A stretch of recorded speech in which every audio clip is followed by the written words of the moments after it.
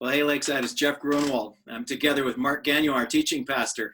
Really thrilled to bring you this edition of our Monday newsletter, the Monday Five. We're going to talk about 5 shifts that have taken place in the Lakeside Sunday gatherings that you've probably noticed or maybe not, and why we're doing that. So, Marc, so glad to have you with us today. Yeah, thanks for having me, Jeff. Why don't you just go ahead and take us through those, and probably without commentary, we'll just help Lakesiders understand what's going on. Yeah, well, I mean, about 9 weeks ago, we shifted from fully in-person gatherings to fully live streaming and then live streaming from our homes. And a lot has changed over the last 8-9 weeks. And I wanted to just give a peek behind the curtain so you understand kind of the things we're talking about, the things we're praying about, why we're making some of those decisions, and why things maybe feel different on the user end. So let me just go. I wrote down 5 things. Number 1, we've really upped our on-ramp to church mentality, which that has always been a Lakeside thing. Decades before I even came to Lakeside, Lakeside has been passionate about creating gatherings where people who love Jesus and people who don't even know him or maybe exploring or don't know they're exploring feel totally safe. And what we've found in this season is that we have way more people than normal who are tuning in who aren't from the Lakeside family, maybe aren't even of the faith or are exploring faith.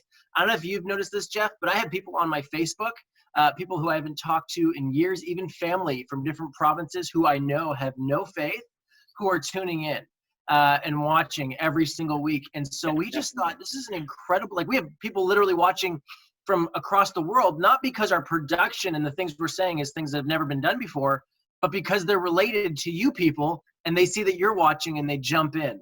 And so we thought we got to strike when the iron's hot. And so that was one of the factors in switching our series to What Now, to speak to the questions that people are asking in this time. And with that, some of our volunteers who actually are off right now, they're not able to work, who had experience with online marketing have actually helped us leverage things like Facebook ads, which many people don't realize this, but it's incredible what you can do with Facebook ads where you can target people in your region of certain ages, people who are maybe curious about faith, maybe they're Googling questions about where's God in tragedy and all that.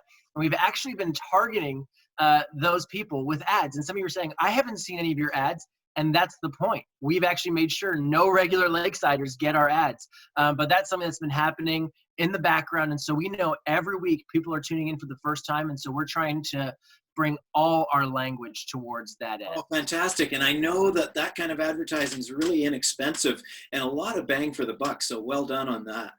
Oh yeah, it's literally pennies per the full engagement. So it's incredible.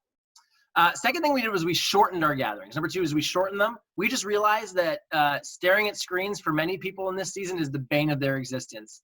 Thank you for that, Marc. I love it. And so we just thought, let's shorten things and let's just make it a little bit tighter because we know there's lots going on in people's homes. And some of you are like, but I have more time. And that's why the third thing we've done is we've actually shifted the approach to make it, and I think it's a really good approach even in the future, which is appetizer. Think appetizer, which may sound weird, but in a sense, we want to use our weekend gatherings not as this once a week meal that leaves people feeling like, got my dose of God and I'm good. But in a sense, we want them like bread trail crumbs, raising up a hunger in people to want to go deeper. So we sing a few songs together to show you, you can have a family worship night in your home. You didn't even know it, but look at you singing together 2-3 songs on a Sunday. Why not have one on Friday night with your kids that you create?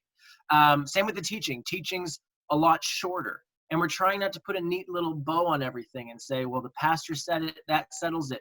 But actually leaving room for dialogue, sometimes raising questions that we don't answer, not to leave people wandering aimlessly, but to start conversations. And then that's why we launched the Roundtable podcast, which you've been a part of many times, is that we want people wrestling. We want to journey along with them, but we think that's important. And so in a sense, that appetizer piece has also shifted. Maybe not the elements necessarily, but how we do those elements. I love that. It's a shift in the energy from being on the stage to down into the people. I don't mean down, I mean into the people. It's like we're all out there in the community, and that's fostering that. Love it.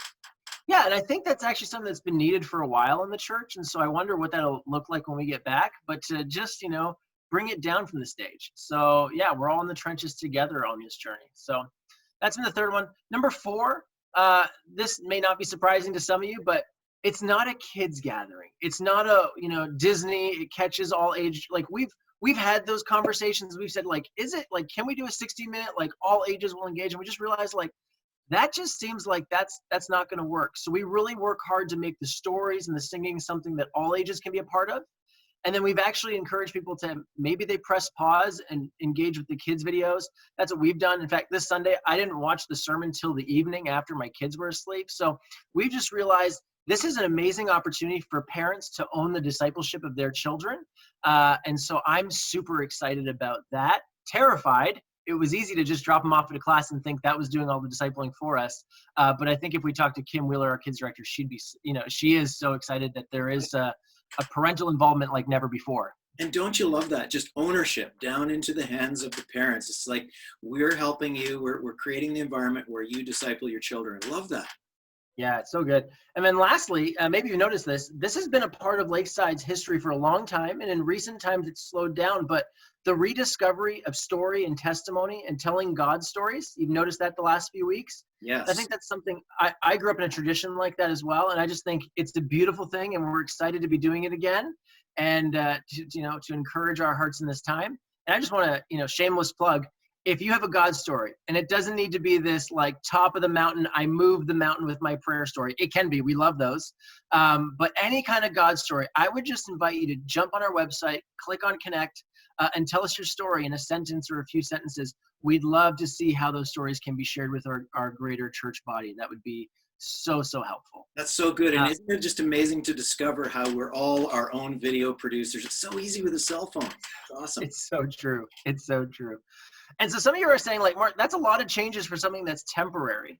Aren't we coming back in a few weeks? And the reality is we actually want to be strategic because we sense we're going to be doing this for a while. And I thought maybe this is a good opportunity, Jeff, for you to talk through some of the conversations we're having in the background about when are we going to be back together and how are we going to be back together? That is the new conversation. It's the new horizon because we're starting to experience that other things are opening up around us, and we're saying, well, what about the church? If you're following news across Canada or even North America wide, you're noticing that there are calls in the U.S. for churches to become open again. You're noticing that in Alberta, there is guidance that says that churches can open and let 25 or 50 people gather in the building. You're noticing that this coming Friday, the province of Manitoba is lifting their restriction on gathering sizes to 25 people. So you got to think it's coming in our direction, and just trust us, Lakeside, that we are following the news, especially the news that's appropriate for Ontario. We're learning from it and we're figuring out what we're doing. But here's where we're at, Lakeside, on reopening conversations presently. We want to open both our facilities, Lakeside Downtown and Lakeside Central, at the same time. Even though there's a size difference there, we want to make it possible to open up in both places. So we're going to wait until there's a sensible number of people that we can gather in the building with all the precautions in place in both places. The second thing is we are exploring the idea of Facebook watch parties when we're encouraged to do so, when we will encourage people to gather together with a few other families in their homes and start watching together. And it'll almost be like a de facto small group, and maybe it will turn into more small groups. We will make an interim move back to streaming from the Lakeside stage, where we'll have the ability to have a slightly larger worship team, better technology, and we'll stream that to you while we are still streaming and doing online gatherings. So yeah, we still do see online gatherings happening for a while.